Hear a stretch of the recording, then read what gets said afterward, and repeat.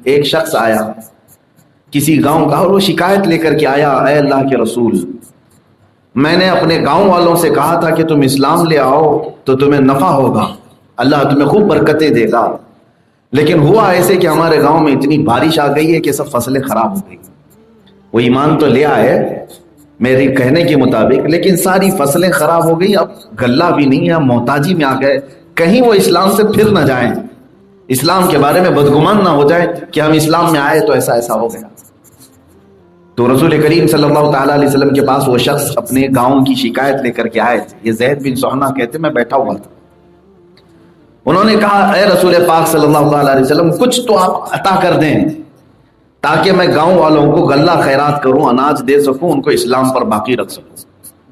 حضور پاک صلی اللہ تعالیٰ علیہ وسلم نے نظر دوڑائی، وہاں کسی کے پاس کچھ بھی نہیں تھا۔ حضرت زید بن سہنا کہتے ہیں میرے پاس سونے کے سکے تھے، 80 مسقال چاندی کی سونا تھا، میں نے وہ بغیر کہے ہی محمد صلی اللہ علیہ وسلم کو دے دیا، ایمان لائے ہوئے نہیں، یہودی عالم ہے۔ میں نے کہا ہے محمد آپ یہ لے لیں، مجھ سے قرض لے لیں، جو شخص آیا ہے اس کی ضرورت آپ پوری کر لیں، جب آپ کے پاس وقت میسر آئے مجھے یہ واپس لوٹا دیں۔ حضور اکرم صلی اللہ تعالیٰ علیہ وسلم نے ان سے وہ 80 مسقال پورے لے لیے اور پورے کے پورے اس شخص کو دے دیے جو دیہات سے آئے، اور وہ لے کر کے سونے کے سکے چلے گئے اپنے گاؤں، اپنے لوگوں کو اناج غلہ تقسیم کیا۔ اب بات یہاں ہے، دن گزرتے گئے، ایک دن، دو دن، تیسرے دن زید بن سہنا کہتے ہیں میں پیچھے پڑ گیا محمد صلی اللہ علیہ وسلم سے، میرے پیسے کہاں ہیں، میں نے جو قرضہ دیا، میں نے جو ادھار دیا وہ کہاں ہے؟ تو لگا رہتا تھا۔ ایک وقت ایسا آیا کہ مسجد نبوی سے نکل رہے تھے، حضرت عمر آپ کے ساتھ تھے، حضور صلی اللہ علیہ وسلم کے ساتھ، اور بھی کچھ صحابہ تھے۔ زید بن سہنا کہتے ہیں میں سیدھے گیا اور آپ کا جبہ پکڑ کر کھینچا، اور میں نے کہا اے محمد صلی اللہ علیہ وسلم، تم لوگوں نے یہ کیا بنا رکھا ہے، لوگوں سے پیسے لیتے ہو اور واپس دینے کا نام نہیں لیتے ہو۔ سخت و شست جملے انہوں نے کہنا شروع کیا حضور صلی اللہ علیہ وسلم۔ حضرت عمر نے تلوار نکالی اور حضور کے سامنے آ کر کھڑے ہو گئے اور کہا، اے زید تجھے معلوم ہے تو میرے رسول کے سامنے کس طرح کی بات کر رہا ہے؟ اور رسول پاک صلی اللہ تعالیٰ علیہ وسلم سے اجازت چاہیے کہ اے اللہ کے نبی آپ حکم دیں میں اس بدتمیز کی گردن اڑاؤں۔ وقت ہوتا ہے قرض دینے کا اور مانگنے کا طریقہ ہوتا ہے، کیا طریقہ ہے؟ گردن پر تلوار رکھ دی۔ حضور پاک صلی اللہ تعالیٰ علیہ وسلم کے پاس ایسے وزیر ہیں کہ آپ حکم دے دیں ابھی گردن الگ ہو جائے، بدتمیزی بھی کیا ہے سامنے والے۔ زید بن سہنا کہتے ہیں حضور صلی اللہ تعالیٰ علیہ وسلم نے تلوار پر سے ہاتھ ہٹایا، کہا اے عمر پیچھے ہٹ جاؤ، اور اس کے بعد یہ کہا عمر یہاں تم گردن اڑانے کی بات کرنے کی بجائے ہم دونوں کو بھی نصیحت کرتے، تم مجھے یہ کہتے کہ اے اللہ کے رسول آپ جلد قرضہ ادا کر دیں، اور اسے یہ کہتے کہ بھائی مانگنے کا طریقہ تھوڑا اچھا سا کرتے۔ میرے آقا صلی اللہ تعالیٰ علیہ وسلم نے حضرت عمر کو تنبیہ کی، لیکن تم نے گردن اڑانے کی بات کی۔ ہاں وہ عشق رسول تھا ان کا، وہ محبت رسول تھی، لیکن نبی کونین کے پاس اخلاق اعلیٰ تھے۔ زید بن سہنا کہتے ہیں یہی چیز میں دیکھنے کے لیے اس قدر سختی کیا تھا۔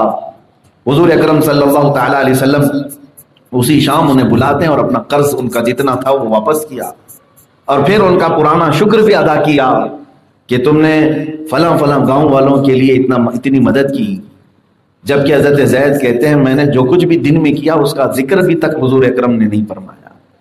پھر حضرت عمر فاروق رضی اللہ تعالیٰ عنہ کو طلب کیا، حضرت زید نے کہا یہ پورے 80 مسقال میں نے اسلام کے لیے وقف کی ہے، اور اے عمر آج جو کچھ بھی میں نے کیا وہ انجیل اور تورات میں لکھی ہوئی بات کو پرکھنے کے لیے کیا تھا، کہ میں نے پڑھا تھا کہ رسول کے ساتھ جس قدر بھی برے معاملات کیے جائیں وہ اتنے ہی عظیم اخلاق کے ساتھ پیش آئیں۔ ایگریسو ہونا، غصے میں آ جانا یہ انسان کے لیے تباہی کا راستہ کھولتا ہے، یہاں سے انسان اپنے فیصلہ کرنے کی طاقت کھو جاتا ہے۔ حضور پاک صلی اللہ تعالیٰ علیہ وسلم کی یہ اخلاق کریمانہ پر وہ اسلام لے آئے۔ اتنا ہی نہیں میرے عزیزو، خالد بن ولید کون نہیں جانتا، سیف اللہ المسلول، لیکن جانتے ہیں آپ یہ حضور اکرم صلی اللہ تعالیٰ علیہ وسلم کے خلاف کوئی جنگ چھوڑی نہیں انہوں نے اسلام لانے سے کئی سال تک۔ حضور پاک صلی اللہ تعالیٰ علیہ وسلم اعلان نبوت کرنے کے بعد سے کتنے سال باحیات رہے؟ 23 سال، 13 سال مکہ میں، 10 سال مدینہ طیبہ میں۔ یوں سمجھ لیں کہ تقریباً 20 سال تک خالد بن ولید ایمان لائے نہیں ہیں، شروع سے 20 سال تک لڑے ہیں حضور سے، ہر جنگ میں، اور جگہ جگہ فوجیں اکٹھا کرنا، یہاں تک کہ نماز خوف بھی خالد بن ولید کی وجہ سے حضور کو پڑھنا ہوا۔ نماز خوف کیا ہے؟ حضور پاک صلی اللہ تعالی علیہ وسلم اپنے صحابہ کو لے کر مدینے سے باہر چل رہے تھے، ایک علاقہ ایسا آیا کہ خالد بن ولید وہاں پر اپنے گھڑ سواروں کے ساتھ سامنے آ گئے۔ خالد بن ولید خود کہتے ہیں میں نے چاہا کہ اب ان پر حملہ کر دوں، لیکن موقع کی طاق میں تھا حضور اکرم صلی اللہ تعالی علیہ وسلم اپنے صحابہ کے ساتھ جنگ سے بچاتے ہوئے نکل رہے تھے۔ نماز کا وقت آیا ظہر کے، حضور پاک صلی اللہ تعالی علیہ وسلم نماز کے لیے کھڑے ہو گئے۔ خالد بن ولید اپنے گھوڑ سواروں کے ساتھ تلوار سوتے ہوئے کھڑے تھے کہ یہ لوگ سجدے میں جائیں میں مار دوں۔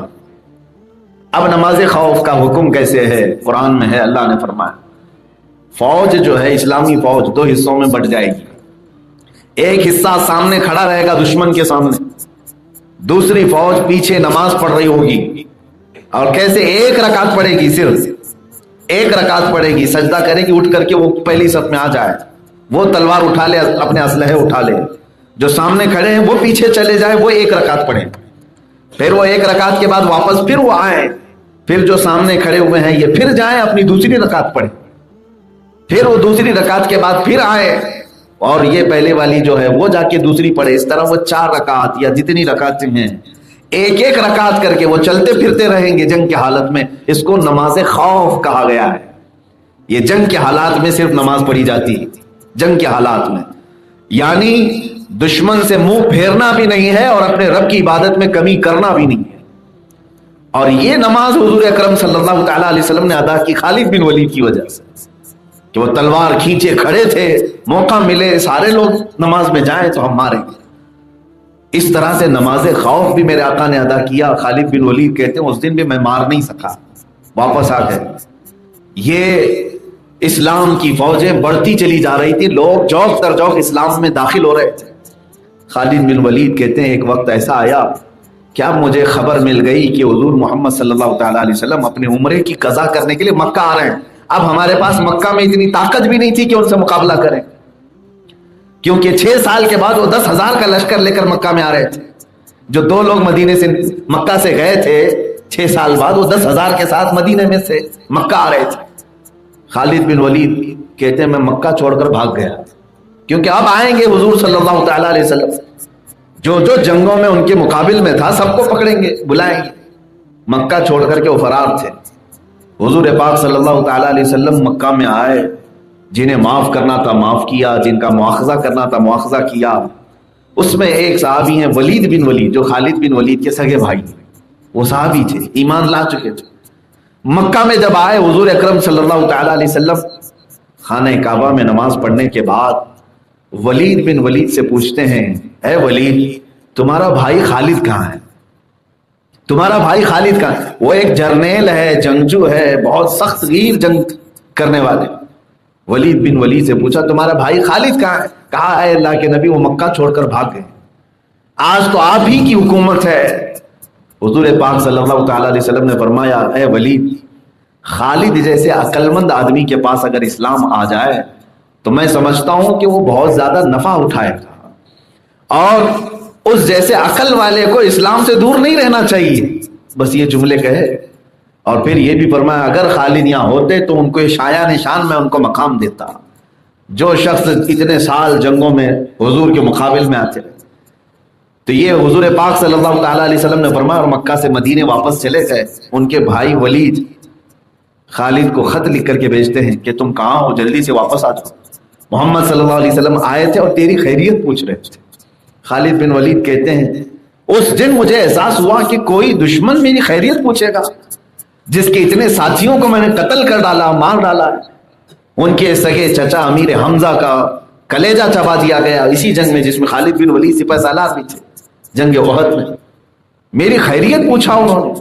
وہ کہتے ہیں دل یہیں سے موم ہو گیا، اور اس کے بعد کہتے ہیں کہ میں واپس مکہ آیا، سوچا کہ کسی کو ساتھی بنا لوں، جس کے پاس جا کر کے پوچھتا تھا کوئی ساتھ میں آنے کو تیار نہ تھا۔ آخر کار عثمان بن طلحہ ایک صحابی تھے، ان کو میں نے پیش کیا، دیکھو اب ہماری حالت ایسی ہے کہ ہم صرف اکیلے رہ گئے، باقی محمد کی فوج بڑھتی چلی جائے گی. آج اگر ہم ان کی اتباع نہ کریں تو پھر ہم کو ذلیلوں کی اتباع کرنا پڑ جائے گا.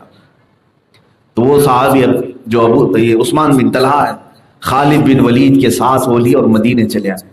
خالد بن ولید کہتے ہیں میں نے برسوں بڑے بڑے جنگوں میں، بڑی بڑی جنگوں میں سفر کیا ہے، مہینے کا سفر، 2 مہینے کا سفر ہوتا، لیکن میری زندگی کا سب سے لمبا سفر مجھے لگ رہا تھا یہ جو مکہ سے میں مدینے جا رہا تھا اسلام قبول کرنے کے لیے، حضور کے پاس جا رہا تھا. کہتے ہیں ہر گھڑی گنتا تھا کہ مدینہ کب آئے گا. اور جب مدینے پہنچے تو حضرت خالد بن ولید کہتے ہیں کہ مجھے ڈر تھا کہ وہاں عمر فاروق بھی ہیں، مجھے ڈر تھا کہ وہاں بڑے صحابہ بھی ابھی موجود ہیں جن کے ساتھ سخت ہمارا مقابلہ ہوا ہے. کہتے ہیں میں نہا دھو کر کے نکلا، مسجد نبوی کے پاس عصر کی نماز ہو چکی تھی. رسول پاک صلی اللہ تعالی علیہ وسلم مسجد نبوی میں اپنے صحابہ کے ساتھ بیٹھے تھے.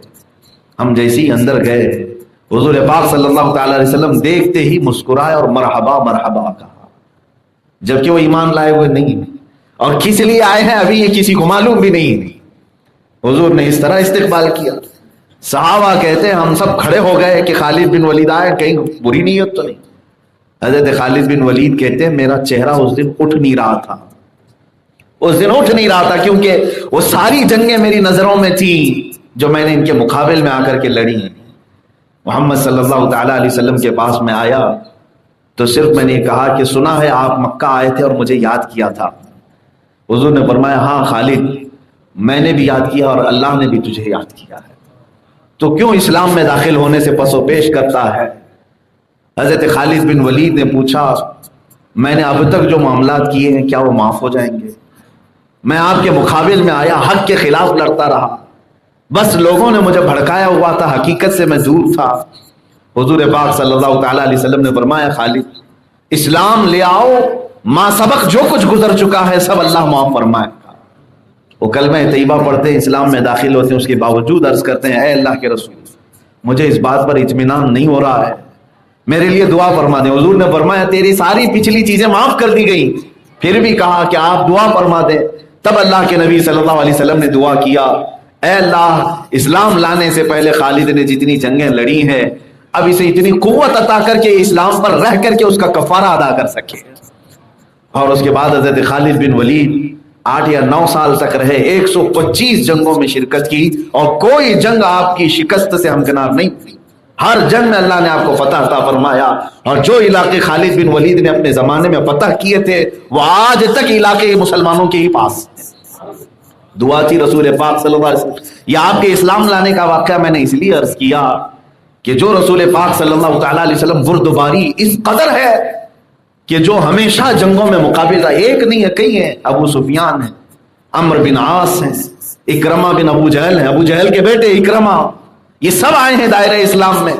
وہ ہندا جس نے حضور کے چچا کا کلیجہ چبایا وہ اسلام میں آئی ہیں، صحابیہ ہو گئی. ہم ان کے بارے میں آج بول نہیں سکتے، لیکن اسلام لانے سے پہلے انہوں نے کیا کیا نہیں کی. یہ نبی کی بردباری ہوتی ہے، تحمل اور برداشت کی طاقت. اسی لیے رسول پاک صلی اللہ تعالی علیہ وسلم نے فرمایا کہ سل من قطعک، اس سے تم رشتہ جوڑ لو جو تمہیں توڑ رہا ہے. حضور اکرم صلی اللہ تعالی علیہ وسلم کی حدیث جس سے پورا معاشرہ ہمارا مربوط ہے، اور یہاں تک کہ وعید بھی میرے آقا نے فرمایا جو رشتوں کو توڑتا ہے وہ جنت کی خوشبو بھی نہیں سونگھ سکتا. یعنی جس کے اندر اپنے بھائیوں کو، اپنے بہنوں کو، اپنے رشتہ داروں کو معاف کرنے کی قوت نہیں ہے.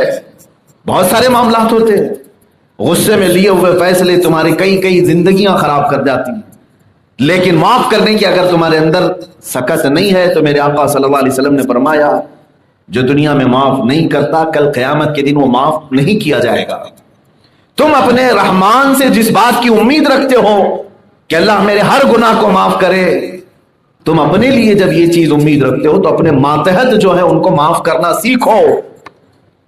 یہ اسلام ہے، سل من قطعک، جو تمہیں توڑے اسے جوڑ لو. رسول پاک صلی اللہ تعالی علیہ وسلم کے اخلاق کریمانہ کے ساتھ ایک بات میں آپ کو بتا دوں. عمرو بن عاص ایک صحابی ہیں، یہ بھی پہلے دشمنی میں رہے، اسلام لے آئے، حضور اکرم صلی اللہ تعالی علیہ وسلم کے ساتھ رہے، اور 30 سال کا عرصہ آ گیا حضور کی وفات کے بعد جب حضرت علی کرم اللہ وجہہ الکریم کے ساتھ معاملات ہوئے امیر معاویہ کے، یہ خلافت علی کے زمانے کی بات کر رہا ہوں، کہ اختلاف ہو گیا دو صحابہ میں، حضرت علی اور حضرت امیر معاویہ میں، خون عثمان کی وجہ سے حضرت عثمان کا قتل ہو گیا، تو امیر معاویہ بدلہ لینے کے لیے مطالبہ کر رہے تھے حضرت علی سے، جو خلیفہ وقت تھے اور خلیفہ برحق تھے۔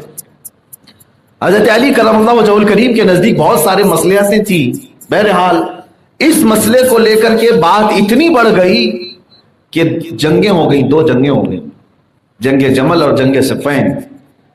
یہ جو جنگ ہوئی یہ مسلمانوں میں آپس میں ہوئی تھی، اس میں حضرت عمرو بن عاص حضرت امیر معاویہ کی طرف سے تھے، امیر معاویہ کی طرف سے ان کے بیٹے حضرت عبداللہ بن عمرو یہ بیان کرتے ہیں کہ جب جنگ ہو گئی، یہاں تک کہ عمار بن یاسر قتل ہو گئے جو حضرت علی کی طرف سے آئے تھے، اور حضور اکرم صلی اللہ تعالی علیہ وسلم نے ان کو زندگی میں بشارت دی تھی، فرماتے ہیں میرے آقا ہے عمار تجھے ایک باغی جماعت قتل کرے گی، اور عمار بن یاسر جنت کی طرف بلا رہے ہوں گے اور وہ جماعت دوزخ کی طرف بلا رہی ہوگی، اور اسی جنگ میں وہ قتل ہو گئے، جنگ صفین۔ تو حضرت عبداللہ اپنے باپ سے کہتے ہیں عمرو بن عاص سے، کیا آپ نے حضور کی حدیث نہیں سنی تھی؟ دیکھو حضرت علی کی طرف سے آئے تھے اور وہ قتل ہو گئے، اب تو باز آ جاؤ، ان تمام چیزوں کو چھوڑ۔ بہرحال وہ جنگ آپس میں صلح مصالحت کے بعد ختم ہو گئی، پھر کبھی نہیں ہوئی، لیکن حضرت عمرو بن عاص کہتے ہیں، اب سنیے، غصے میں لیے ہوئے فیصلے، ایگریسو ہو کر کے اتنے بڑے جو معاملات ہو، عمرو بن عاص کہتے ہیں ایک وقت تھا میں کفر پر تھا، اور اس کے بعد اللہ نے ہدایت دی، میں اسلام میں آیا، وہ سب سے اچھے دن تھے، حضور پاک صلی اللہ تعالی علیہ وسلم کے ساتھ رہا۔ پھر ایک زمانہ ایسا آ گیا کہ حضرت علی اور امیر معاویہ میں معاملات ہوئے، تو میں امیر معاویہ کے ساتھ کھڑا رہا معاملات کو دیکھتے ہوئے، اور جنگ تک کی نوبت آئی۔ عمرو بن عاص کہتے ہیں کاش یہ دن آنے سے پہلے میں مر گیا ہوتا، ہر دن یہ بات کرتے تھے، ہر دن یہ بات کرتے تھے، کاش مسلمانوں کی آپس کی جنگ دیکھنے سے پہلے میں دنیا سے چلا گیا ہوتا۔ یہی بات ام المومنین عائشہ صدیقہ بھی فرماتی تھی کہ کاش یہ جنگوں کے ہونے سے پہلے میں دنیا سے چلی گئی ہوتی۔ میرے عزیزوں، کبھی کبھار زندگیاں تمہیں سخت بنا دیتی، حالات اس طرح لے آتے ہیں کہ تم سختیوں میں اپنی بہنوں کو نکال دیتے ہو، اپنے بھائیوں کو نکال دیتے، اور پھر ایک دور گزر جاتا ہے، اس کے بعد پچھتاوا تو آتا ہے۔ کچھ لوگ پچھتاوے کے بغیر مر جاتے ہیں انہی دشمنیوں میں۔ حضور اکرم صلی اللہ تعالی علیہ وسلم نے انہی کے متعلق فرمایا کہ جو اپنے بھائی کو معاف نہیں کر سکتا، کل قیامت کے دن وہ میری شفاعت کے لیے نہ آئے، میری شفاعت کے قریب نہ آئے۔ حضور اکرم صلی اللہ تعالی علیہ وسلم کی اس حدیث کی بنیاد پر میں یہ عرض ضرور کروں گا، ہمارے پاس کتنے ایسے لوگ ہیں جو شکایت کرتے ہیں، بہنیں ہیں جن کے بھائی ان سے روٹے ہوئے ہیں، گھروں سے باہر رکھے ہوئے ہیں۔ کئی بہنیں یہ صرف خواہش کرتی ہیں کہ اب ماں باپ بھی نہیں رہ گئے، بھائی ایک مرتبہ محبت سے ہمیں بلائے، بات کرے، نہیں ہوتا۔ یہ قطع رحمی، یعنی رشتوں کو توڑ کر کے رکھنا اور معاف نہ کرنے کا جذبہ۔ میرے عزیزوں، آپ امت محمدیہ میں رسول پاک صلی اللہ تعالی علیہ وسلم کے اخلاق کی کریمانہ سب سے اعلیٰ اخلاق ہے، سب سے اعلیٰ اخلاق ہے۔ انہی اخلاق کریمانہ نے لوگوں کے دل جیت لیے۔ مکہ والے جب گرفتار ہو کر کے آئے فتح مکہ کے دن، حضور نے ان سے پوچھا تم میرے بارے میں کیا گمان رکھتے ہو؟ تو مکہ والوں نے صرف اتنا ہی کہا تھا انت کریم ابن کریم، آپ شریف ہیں، شریف کے بیٹے ہیں، آپ کے باپ بھی شریف، آپ بھی شریف، آپ کا خاندان شریف ہے۔ تو صحابہ اس دن نعرہ لگا رہے تھے، اس دن الیوم یوم الزحمہ یوم الملحمہ، صحابہ کہہ رہے تھے آج تو ٹکڑے ٹکڑے کرنے کا دن ہے، آج گوشت کے چھترے اڑیں گے آج۔ صحابہ اعلان کر رہے تھے، کیونکہ برسوں سے یہ لوگوں نے پریشان کیا تھا مکہ والوں۔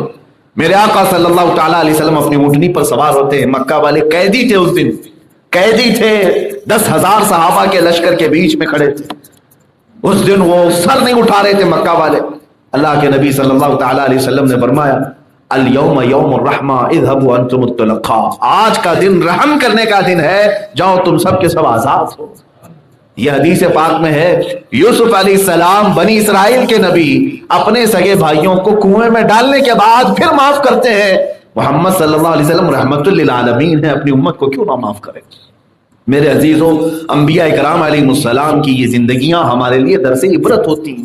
بدلو اپنی زندگیوں میں کوڑھن، جلن، حسد، کینہ، یہ چیزیں تمہیں بیمار بنا دیتی ہیں، اور ایسی بیمار بناتی ہیں کہ پل پل سکون ختم کر دی جاتی ہے۔